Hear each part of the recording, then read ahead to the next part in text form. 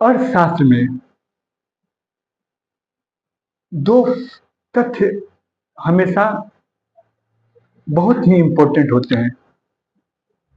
एक होते हैं सकल घरेलू उत्पाद, जीडीपी, इसका इंग्लिश नाम है ग्रॉस डोमेस्टिक प्रोडक्ट।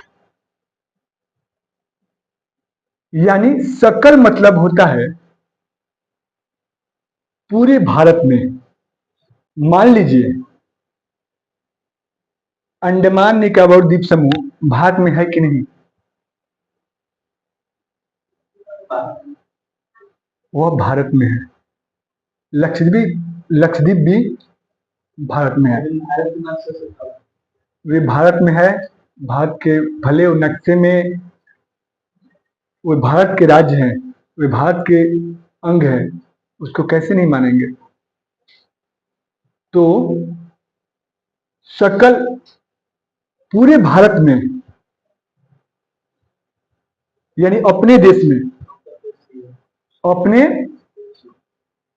घर में, पूरा भारत मेरा घर है। यानी अपने घर में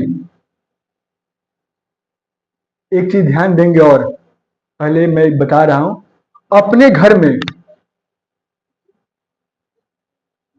एक अपनी कंपनियां होती है, यानी अपने औद्योगिक क्षेत्र होते हैं, औद्योगिक प्रतिष्ठान होते हैं, और विदेशी औद्योगिक प्रतिष्ठान भी होते हैं कि नहीं होते हैं?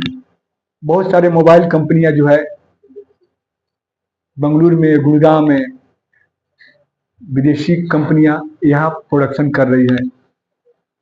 उस संस्थान में विदेशी लोग भी काम कर रहे हैं और हमारे देश के भी लोग काम कर रहे हैं।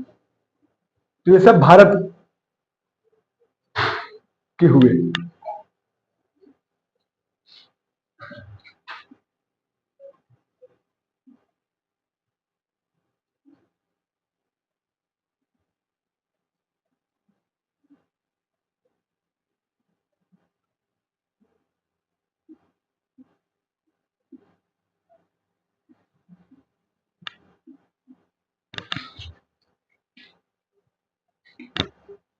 हमारा यहाँ लक्षद्वीप भी आएगा और यहाँ अंडमान निकोबार द्वीप समूह भी आएगा।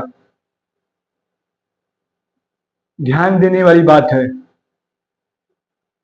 इसके अलावा जो समुद्री जो कुछ क्षेत्र होते हैं, कुछ किलोमीटर तक, वहां भी उत्पादन होता है।